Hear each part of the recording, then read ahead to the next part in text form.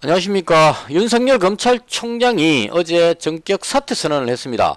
헌법 정신과 법치 시스템 파괴가 되고 있다. 그리고 정의와 상식이 무너지는 것을 더 이상 지켜볼 수 없다.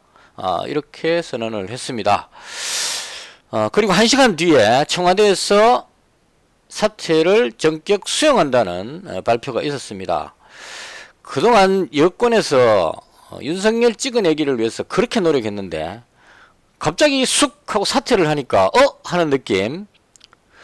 알테니가 빠진 것처럼 시원하다기보다는 뭔가 한대 얻어맞은 듯한 어리둥절한 그런 표현들이 여당에서 청와대와 여권에서 나오고 있다. 이렇게 저는 판단을 합니다. 윤석열 검찰총장이 사퇴하게 된 결정적인 계기는 중대범죄수사청, 중수청이라고 표현하는데요. 이 해도 너무했다고 생각합니다.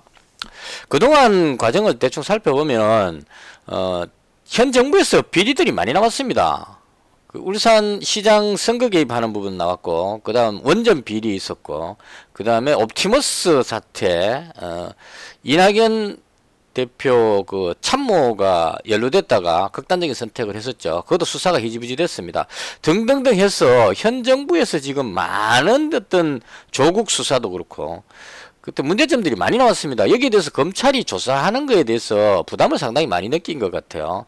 한 여권의 그 국회의원은 문재인 대통령을 지키겠다 이런 표현까지 했습니다. 도대체 뭘 얼마나 잘못했길래 검찰로부터 대통령을 지키겠다고, 검찰이 무슨 강도도 아닌데 그런 표현들까지 했느냐 이런 생각이 들 정도입니다. 그렇게 많은 문제점들이 있는데도 불구하고 윤석열 검찰총장을 자르지를 못했습니다. 추미애 법무부 장관 임명돼 가지고 정말 많은 그 가전 수단과 방법을 가리지 않고 자르기 위해서 노력했는데 결국 법원에서 윤석열 검찰총장을 지켜줬기 때문에 자르지를 못했습니다. 그래서 공수처까지 나왔는데도 불구하고 검찰의 조사를 막을 수 없으니까 이제는 중대범죄수사청을 만들겠다 이런 소리를 하는 겁니다. 이걸 이제 그 검수완박이라고 표현하는 것 같아요. 검찰의 수사권을 완전하게 박탈하겠다. 그러니까 중대범죄수사청으로 만들어가지고 거기서 아주 중대한 범죄, 뭐 대통령 관련한, 여권 관련한 어떤 이런 중대범죄를 여기다 맡기는 거죠. 그러면 이 검찰이 기소를 못하는 상황이 되는 겁니다. 수사를 못하는 상황이 되는 거죠. 경찰을 지휘해서 뭐 이렇게 하겠죠. 하여튼 이상한 이런 걸 만드는 겁니다. 그래서 윤석열 검찰총장이 봤을 때 검찰의 손발을 완전히 묶어버리겠다는 이런 것이라고 판단이 됐습니다. 그래서 저도 그렇게 생각을 합니다.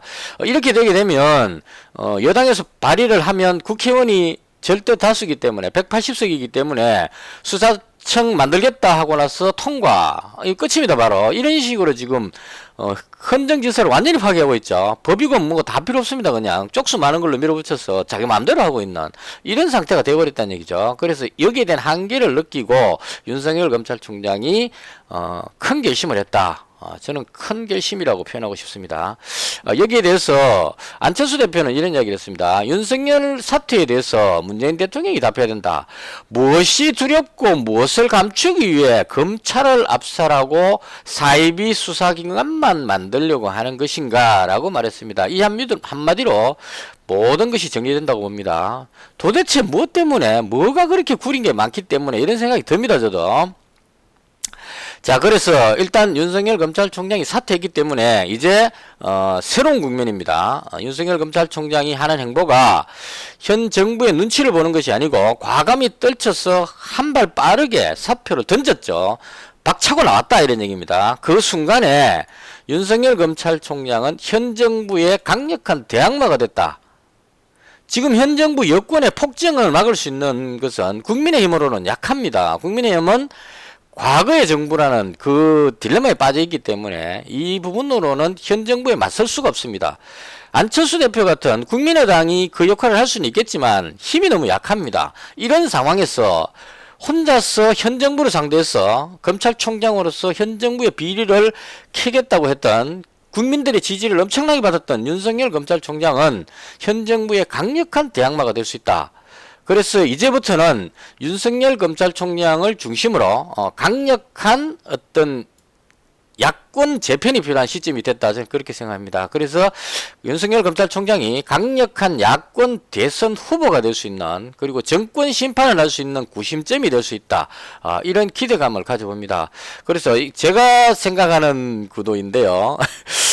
국민의힘에서는 윤석열 검찰총장을 받아들이기 어려울 겁니다. 왜냐하면 박근혜 정부를 수사했던, 그러니까 이 여야를 가리지 않고 공정한 수사를 했다는 이 부분이 윤석열 검찰총장의 가장 강력한 어떤 그 능력이라고 봅니다. 그래서 국민의힘에서는 윤석열 검찰총장이 과거에 박근혜 정부를 심판했다는, 박근혜 정부를 조사했다는 그 부분이 있기 때문에 국민의힘의 반 정도는 태극기 부대죠. 그래서 그 사람들의 반발로 인해서 윤석열 검찰총장을 끌어안을 수 없는 상황이다. 그래서 제가 봤을 때 윤석열 검찰총장은 제3지대 야권에 들어가는 것이 맞지 않을까. 그래서 안철수 대표가 맡고 있는 국민의당을 중심으로 그다음 윤석열 전 검찰총장을 합쳐서 안철수 서울시장, 윤석열 대통령, 이런 구도로 야권을 재편하는 것이 현 정부를 막을 수 있는, 현 정부의 폭정을 막을 수 있는